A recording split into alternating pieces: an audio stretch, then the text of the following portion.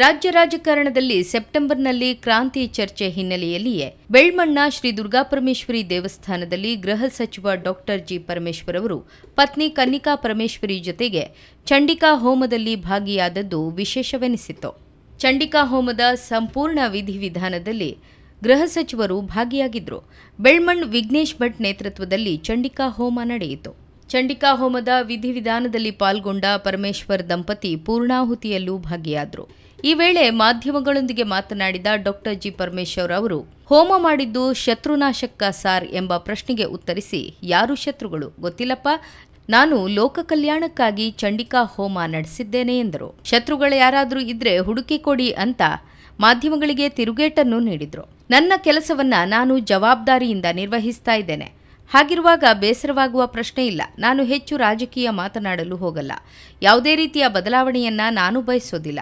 ವಿಶೇಷ ಸಂಪುಟ ಸಭೆ ಮಾಡಿದಾಗ ನಾನೇ 5 ವರ್ಷ ಮುಖ್ಯಮಂತ್ರಿ ಎಂದು ಸಿಎಂ ಹೇಳಿದ್ದಾರೆ.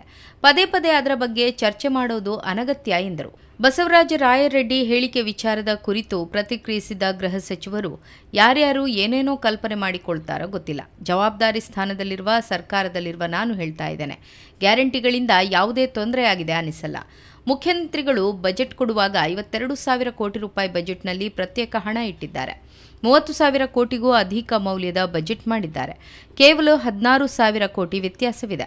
ನಿರ್ವಹಣೆ ಮಾಡುವ ಶಕ್ತಿ ನಮಗಿದೆ ಎಂದರು.